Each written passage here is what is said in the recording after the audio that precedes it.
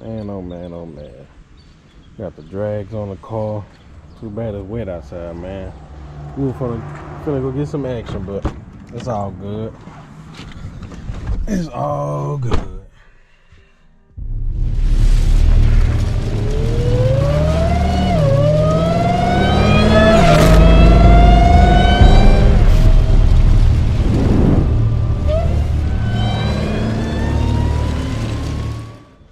What's going on, 14 gang? It's your boy SRTBJ coming back with another banger for you guys, man.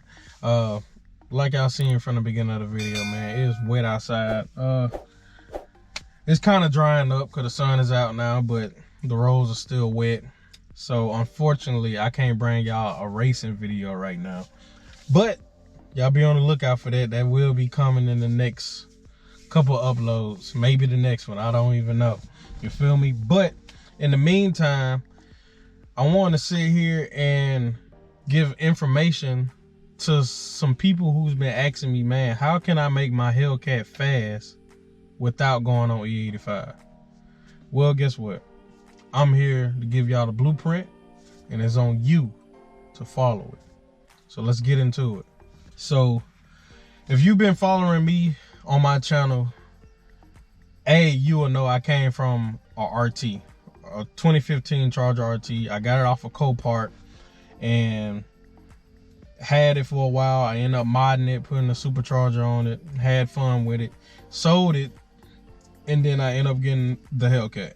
So by me having the Hellcat, you know, I drove on the Hellcat for probably about a year.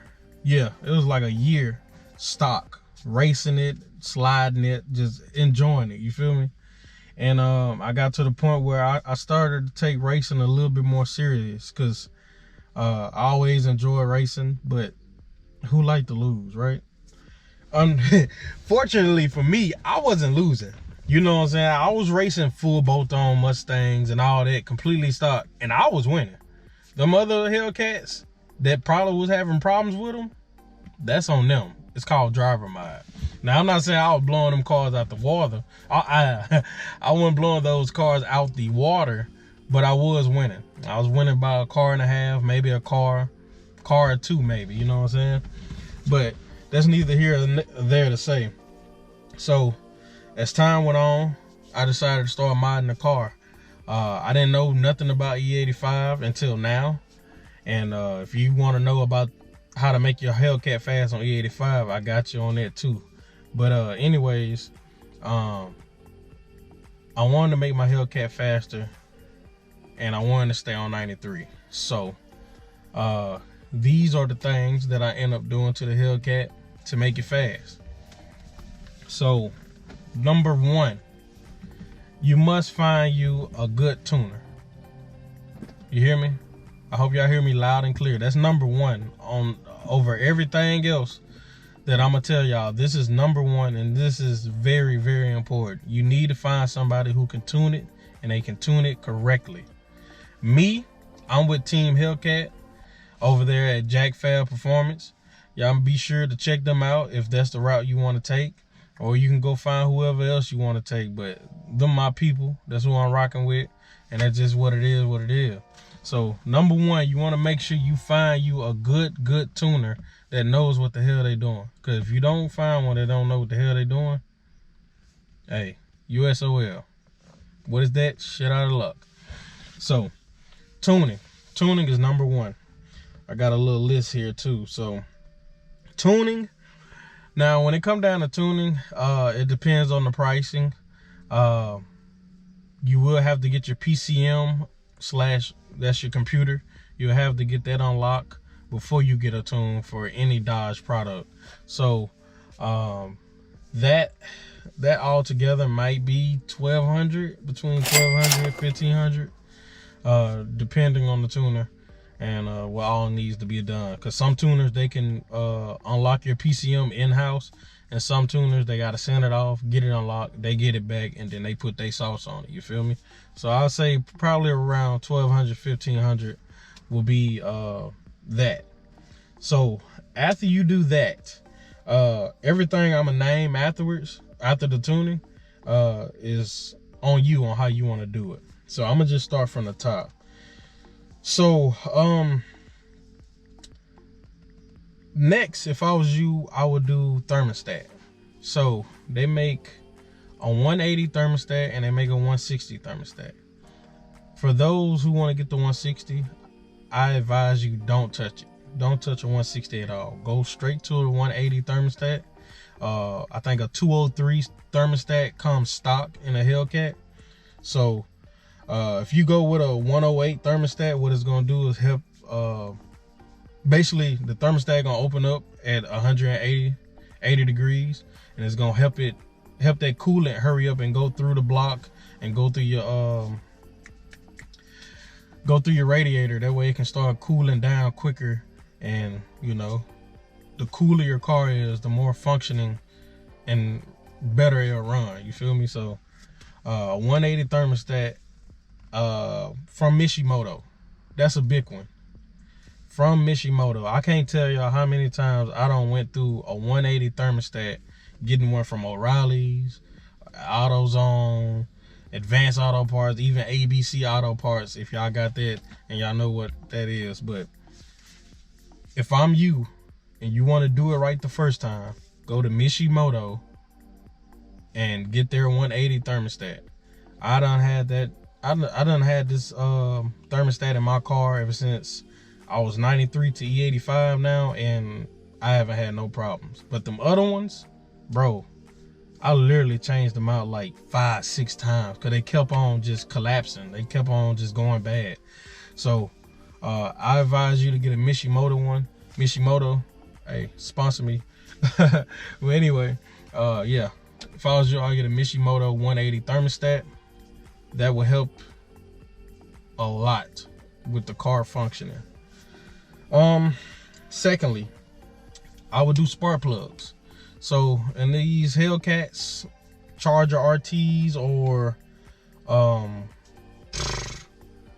Scat Packs, we have 16 spark plugs that have to go inside the motor.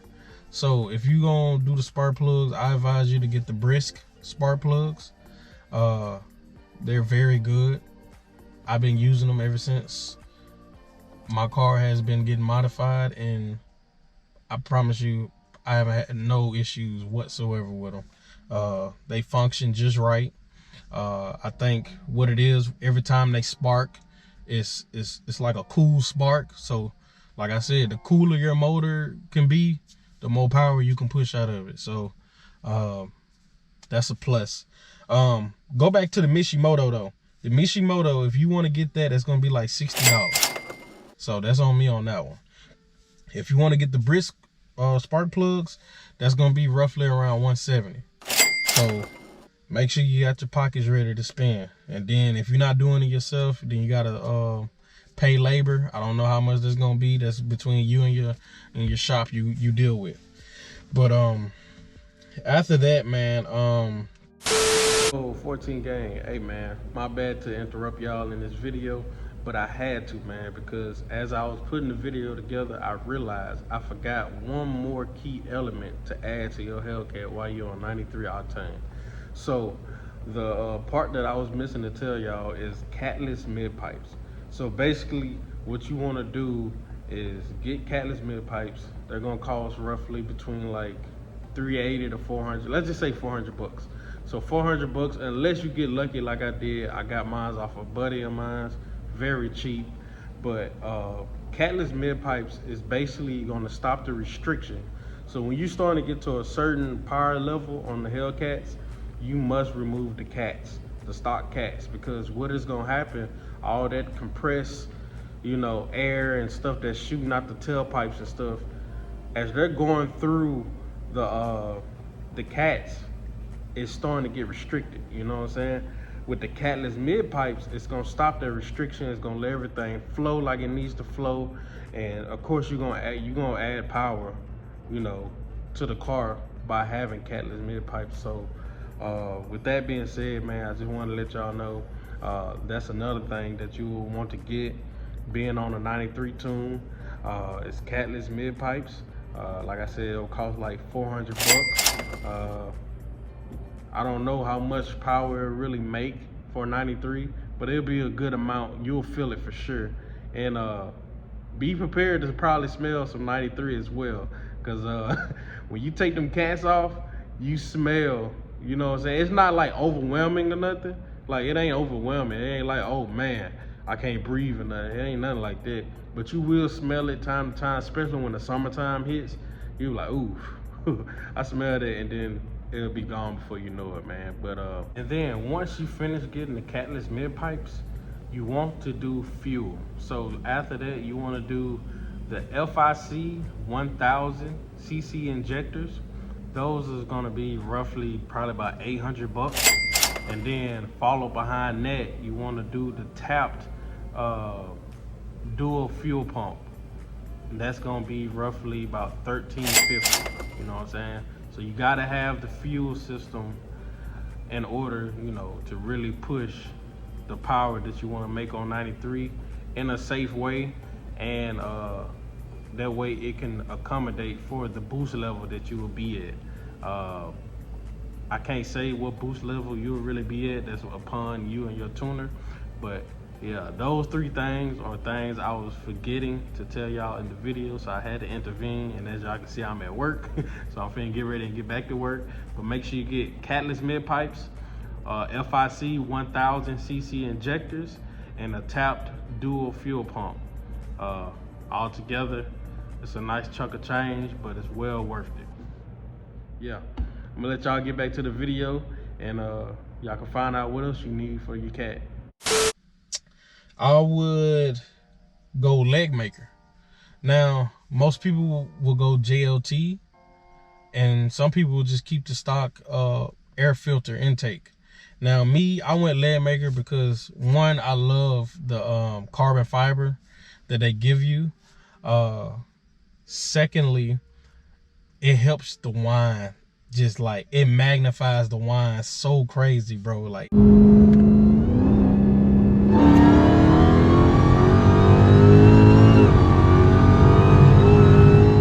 I love it. And it actually adds horsepower. Now, how much? I would say maybe between, well, it depends on your gas. So if you're on 93, you'll probably get about 15 to 25 horsepower. E85, I'm not even gonna speak on it, but on 93, you probably pick up about 15 to 25 horsepower with a leg maker intake, and that's a lot, you know, just for an intake alone. So if I was you, if you like the carbon fiber deal and everything, and you want to hear that whine like magnified, like when I say it whines, bro. Leg maker is the way to go. JLT is good too. Both of those will be roughly in the 500 range, about 465 to 500. So be ready to spend if you want to take that route, or you can just stay stock and upgrade your filter. I don't know to what, probably a K&N filter or something like that. But leg maker was the route I took. So if you want to take that same route, just be sure you got about 500 put up. You might catch it on the discount, might be a little cheaper. So yeah, that's that on that. Next, now when it comes to a Hellcat, bro, what really makes these things fast is a pulley. There's two pulleys you can go with. You can go with an upper pulley, or you can go with a lower pulley. The upper pulley is located on the supercharger, right? The lower pulley is your harmonic balancer at the end of the day, right?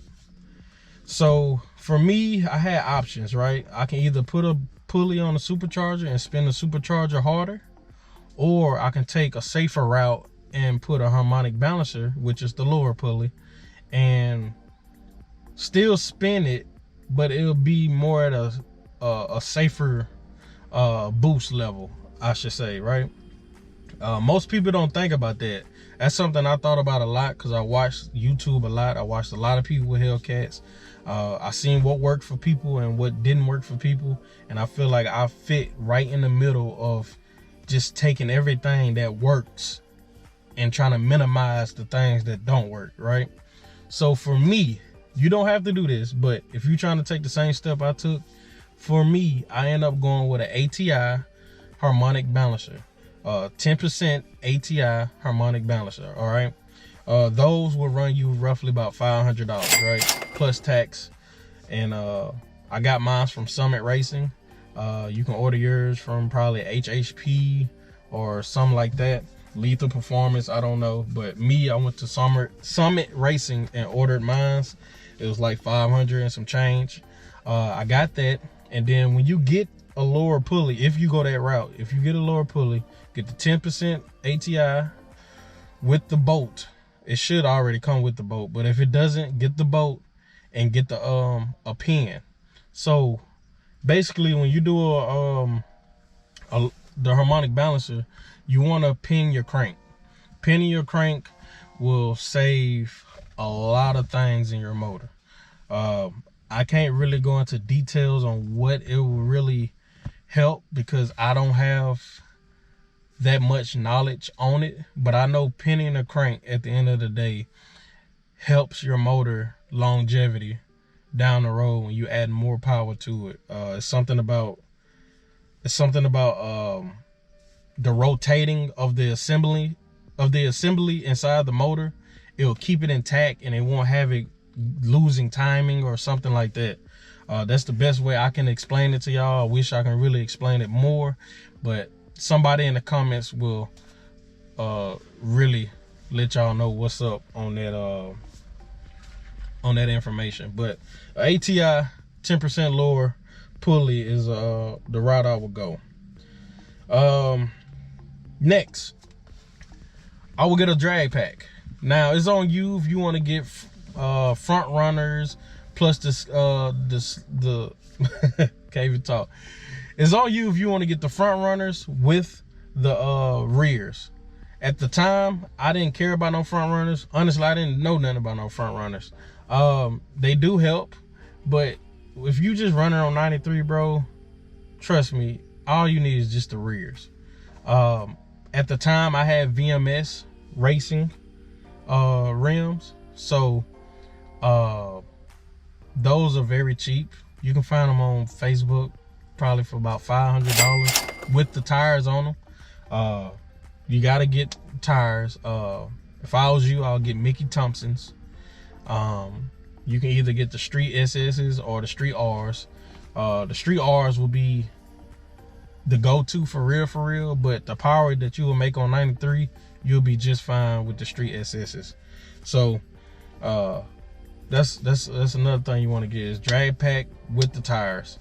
All together, if you're just doing the rears, say for instance you went with the VMS's, which is basically the cheapest ones, the quote unquote poverty wheels, they will say, because they cheap as hell. That with the tires, you're probably looking at probably $1,000 if you're getting brand new tires. If you buying them off Facebook or something and they already got the tires on there and the tires are decent, then you might get it for like $500, $650 the max, and you run off with that and be perfectly fine. You feel me? So yeah, man, with all that being said, you get all that, bro, your cat will be running like really good, really good. Last but not least though, it's up to you, but I would invest in a cooling system. Now, is two ways you can do this. You can go with an ice tank, or you can go with a thing called an FI interchiller. Either one you get would be very beneficial to the car, and it'll help the car perform at its best, like 24/7, for real. So those are things you can invest in. You don't really necessarily need them at that time, because you're on 93. It's really not gonna do too much for real, but if you do decide to get it, it will help regardless. So man, I really hope that helps y'all out. For those who just got a Hellcat or had a Hellcat and you want to mod it, and you don't want to go E85 right now, but you want to have it fast enough for 93. So, you know, be sure to really check out those steps I told you. You can even go back in my videos and my catalog and see me racing on 93. I'll beat some very stout cars on 93. It's all documented. It's all on my channel. So feel free to go search it up, pull it up, and watch them, man, because it's no cap in my rap. You feel me? So, man, with that being said, I hope I was able to help a lot of y'all. And if you want to know how to make your Hellcat fast on E85, I got the sauce for you on that one too. So, man, be sure to like, comment, and subscribe. And I'm going to catch y'all on the next one. You feel me? So, y'all have a blessed one. And your boy's out. Peace.